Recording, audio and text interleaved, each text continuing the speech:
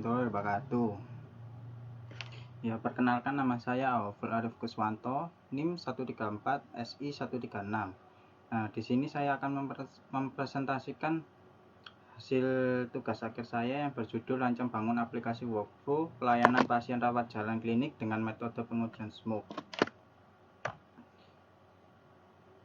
Nah, di sini saya studi kasus di Klinik Pratama Akbar yang beralamatkan di Dusun Dimoro, Desa Tambak Agung, RT 1 RW 1, Puri Mojokerto. Nah, di sana itu terdapat beberapa poli, yaitu poli umum, gigi, ada fisioterapi juga, ada bidan dan perawat. Nah, untuk proses bisnis di sana yaitu pertama pasien melakukan pendaftaran pada bagian administrasi. Lalu pasien itu menunggu panggilan antrian tersebut. Yang ketiga yaitu pasien masuk ke ruangan poli yang dituju lalu melakukan pemeriksaan. Yang keempat yaitu pasien mendapatkan resep obat, lalu pasien membayar resep obat di bagian admin. Nah, untuk latar belakangnya saya membuat aplikasi ini yaitu pertama yaitu pendaftaran pasien. Karena petugas administrasi itu kesulitan dalam pencatatan pendaftaran pasien baru. Yang kedua yaitu pemberian map status pasien. Karena hal ini berkemungkinan pasien dapat membaca langsung map status yang seharusnya pasien tidak boleh tahu isi map status tersebut. Nah, bisa juga pada saat pasien menunggu poli map status berkemungkinan jatuh atau hilang. Bisa saja dokter lupa untuk menulis di map status tersebut tindakan yang dilakukan. Yang ketiga yaitu proses pembayaran. Admin ini bisa saja seringkali lupa dengan harga obat sehingga dapat mengakibatkan antrian pasien yang sangat panjang. Nah, yang keempat yaitu pembuatan laporan. Nah, di sini admin itu harus melakukan rekap data penyakit pasien itu per bulan untuk diserahkan ke puskesmas. Nah, kendalanya itu biasanya seringkali admin lupa untuk merekap data pasien yang sudah berobat karena terjadinya antrian panjang yang diakibatkan oleh pendaftaran dan pembelian obat tersebut. Nah, untuk batasan masalahnya sendiri, di sini aplikasi ini hanya menggunakan bahasa pemrograman PHP. Nah, untuk datanya yaitu data pasiennya diambil dari Januari sampai Desember 2019. Terus menggunakan sistem alur kerja sistem workflow. Nah, untuk tujuan dari pembuatan aplikasi ini yaitu yang pertama pencatatan data pasien, yang kedua pencatatan resep obat, yang ketiga pengecekan data obat, yang keempat laporan kunjungan data dan data penyakit. Nah, di sini saya menggunakan alur kerjanya menggunakan metode waterfall Pressman 2008. Nah, untuk tahapan metode ini yaitu pertama communication, yaitu yang pertama saya melakukan wawancara, yang kedua observasi dulu, yang ketiga analisis kebutuhan pengguna, lalu tahap selanjutnya yaitu planning. Yang pertama saya membuat IPO, input process output, yang kedua sysflow, yang ketiga konteks diagram, lalu pemodelan. Yang pertama yaitu CTM, yang kedua PTM, yang ketiga struktur tabel. Terus tahap keempat yaitu melakukan pengcodingan. Terus kelima deployment, yaitu peluncuran programnya sama testing smoke-nya. Nah, untuk sysflow pendaftaran ini yaitu pertama pasien datang ke admin. Jika pasien lama, maka pasien harus menunjukkan kartu berobat. Jika baru, admin akan melakukan input data pasien yang akan disimpan di sistem. Sistem akan menampilkan data pasien. Sistem bisa merubah, menghapus pasien, lalu admin dapat mencetak kartu berobat karena sudah diinputkan di sistem. Lalu sistem akan mencetak kartu berobat yang akan diberikan ke pasien. Lalu kartu berobat itu bisa digunakan untuk registrasi pasien untuk berobat. Jika pasien melanjutkan pemeriksaan, maka pasien akan mendapat nomor antrian untuk menuju ke ruang pemeriksaan. Jika batal, proses selesai. Nah, untuk yang kedua, sisflow pemeriksaan, yaitu dimulai dari pasien masuk ke ruang pemeriksaan, terus pasien masuk ke ruang dokter untuk dokter memberikan diagnosa, tindakan, dan resep obat. Lalu dokter akan menginputkan ke sistem berupa tindakannya apa saja, obatnya apa saja, atau maksudnya resepnya. Terus sistem itu akan menghitung biaya tindakan dan resep obat tersebut. Untuk sisflow pembayarannya dimulai dari pasien akan membawa kartu berobatnya ke bagian admin. Admin sendiri akan mencarikan sesuai dengan nomor induknya kartu berobat. Nanti akan ditampilkan data pembayarannya. Nanti akan di data pembayarannya nanti akan di breakdown lagi ke detail pembayarannya sesuai dengan kartu berobatnya.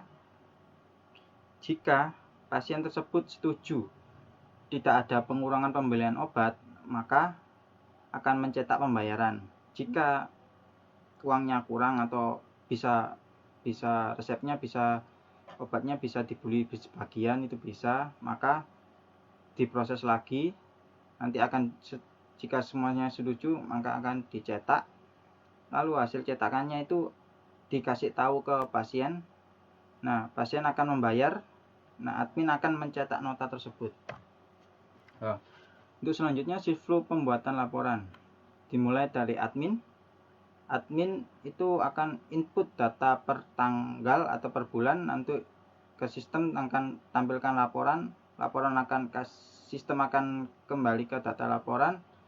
Data laporan itu akan mencetak laporan yang dihasilkan, yaitu laporan kunjungan pasien, laporan data penyakit pasien, laporan map status, dan laporan rekap pembayaran. Nah, untuk konteks diagramnya sendiri, yaitu ada 3 entity, yaitu admin, dokter, dan pemilik. Admin memasukkan data registrasi, data dokter, data obat, data tindakan, data poli. Lalu dokter mendapat data pasien, data tindakan, data obat. Langsung dokter memasukkan data map status. Lalu pemilik mendapatkan laporan kunjungan pasien, laporan data penyakit pasien, laporan map status, laporan rekap pembayaran, dan selanjutnya, dan seterusnya. Yang selanjutnya adalah data flow diagram. Nah, di sini data flow diagramnya ini terdapat 6 proses, yaitu yang pertama pengelolaan data master, pendaftaran pasien baru, yang ketiga registrasi pasien, yang keempat pemeriksaan, yang kelima pembayaran, yang keenam laporan.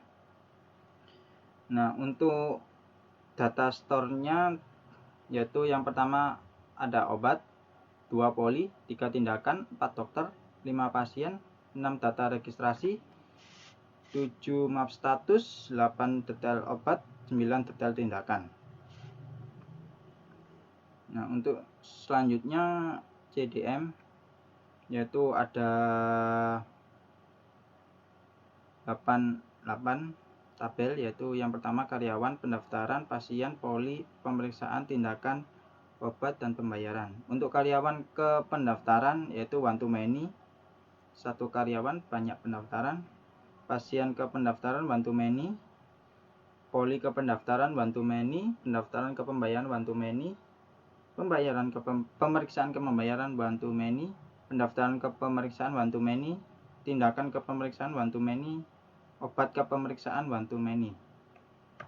Nah, ini untuk breakdownnya dari CDM, yaitu Physical Data Model.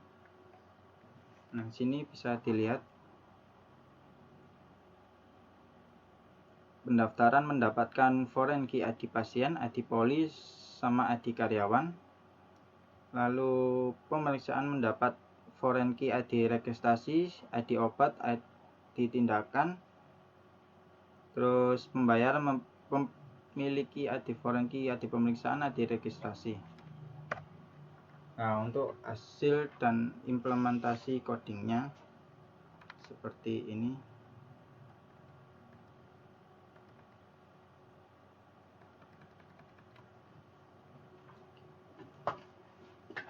Yang pertama, kita masuk ke menu admin dulu. Nah, di sini admin. Di sini saya sudah menginputkan dulu. Nah, ini ada di pendaftaran ini ada status yang dimana jika selesai nanti ada daftar sama ada selesai. Nah, ini untuk visual tampilan untuk admin ya. Ini semua pasien jumlahnya 4 di poli umum, yang selesai untuk melakukan pemeriksaan 2, yang belum masih daftar 2. Nah, misalkan ada pasien baru. Nah, tinggal pasien itu ditambahkan dulu.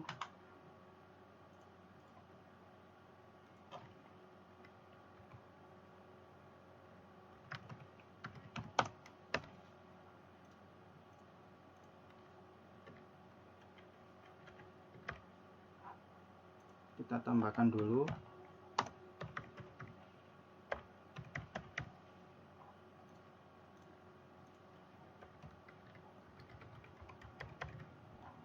Oke, di save. Oke, maka akan otomatis ke bawah. Nah, untuk mencetak kartu registrasi,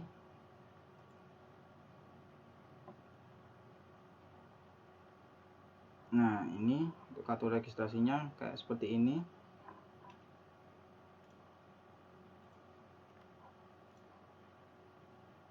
Nah, untuk misalkan mau daftar, tinggal misal ini yang tadi mau daftar ke dokter umum. Nah, dokter umum, maka akan masuk ke sini Juminten daftar, dan di sini akan nambah daftar yang tadi 2 sekarang jadi 3 di poli umum. Karena tadi daftarnya di poli umum, maka kita akan masuk ke poli umum, menu dokter yang di poli umum. Nah, di sini Juminten. Nah, di sini Juminten daftar, masih daftar. Kalau statusnya selesai, maka tombol yang di sini cuma 1. Jika daftar, maka tombolnya akan 2. Yang di sini cuma bisa lihat, yang di sini bisa melakukan pemeriksaan. Nah, di sini Juminten. Misal kita akan masukkan, si dokter ini akan memasukkan sakit apa sih itu pasiennya, misal demam. Dia dikasih tindakannya apa saja, misalkan periksa saja, terus dikasih obat apa saja sih, misal di sini kan ada stoknya. Nah, dikasih obat apa saja, misalkan paracetamol, dikasih jumlah 10 untuk berapa hari, 1 hari berapa kali, misal 2 kali. Oke. Jika ada obat yang beli di luar karena stoknya tidak ada, bisa misalkan neoparasin karena di gudang nggak ada, misal suruh beli jumlah 10. Nah, terus lalu kita save. Nah, di sini kan nanti statusnya bakalan selesai dan tidak bisa diedit. Nah, tidak bisa di apa-apain lagi. Lalu jika sudah selesai, kan pasien bakalan menuju ke admin lagi untuk melakukan pembayaran. Kita masuk ke menu admin. Nah, di sini di visualnya bakalan selesainya bakalan nambah jadi 3, dan di sini bakalan selesai. Kita lanjut ke pembayaran. Nah, di pembayaran ini jadi tampilannya begini. Nah, jadi sesuai dengan yang tadi. Terus jumlahnya, misalkan si pasien ini nggak punya uang untuk beli 10 yang ditetapkan dokter. Jadi misal uangnya cukup buat untuk beli 5 saja, itu bisa. Nah, ini nanti akan muncul ini. Terus kita cetak dulu. Nah, ini jadi harga totalnya yaitu 120.000. Yang ini akan ditulis obat yang di luarnya itu berapa, yang ada apa saja ya buat yang dibeli di luar ini. Terus nah kita save, akan masuk ke sini, akan selesai. Untuk laporannya, nah ini grafik kunjungan, bisa dilihat di laporan ini ada grafik kunjungan berdasarkan jam. Jadi tadi kan daftar pukul 19. Nah ini perempuan ada 1. Terus di sana ada laporan pembayaran, bentuknya kayak gini, kan cuma 3 soalnya.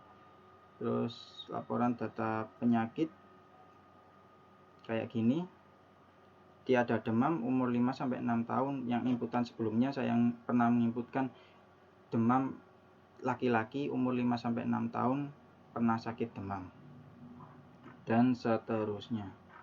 Ini diserahkan ke puskesmas setiap bulannya. Lalu ya untuk karena terbatasannya waktu, sekian itu dulu yang saya bisa presentasikan di programnya. Lalu kita masuk ke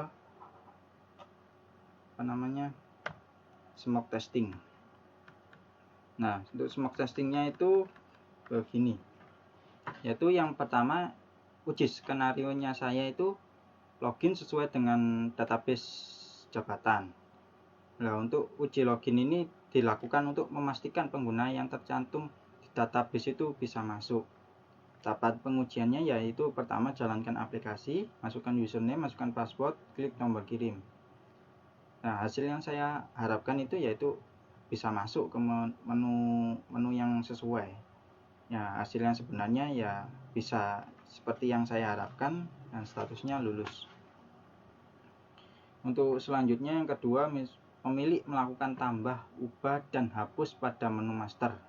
Deskripsinya uji tambah, ubah, dan hapus pada menu master. Tahapan pengujiannya yaitu pertama masukkan password dan username, yang kedua masuk menu master, yang ketiga pilih menu misal data karyawan, terus lakukan tambah, edit, hapus data pada aplikasi tersebut.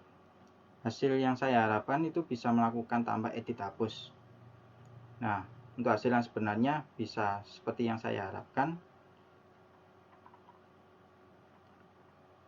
Yang ketiga yaitu pemilik mengecek jumlah pasien berobat dalam 1 tahun pada menu master grafik. Nah itu bisa dilihat, melihat grafik kunjungan pasien apakah sesuai dengan yang di database. Untuk tahapannya yaitu yang pertama login pemilik, yang kedua klik menu master. Hasil yang diharapkannya itu menampilkan grafik yang sesuai dengan kunjungan pasien. Nah sesuai dengan yang saya harapkan, maka ujinya yaitu lulus. Oke. Nah ini untuk lampirannya ya, ini di sana, ini kartu pasiennya di sana, terus ini map statusnya ya. Terima kasih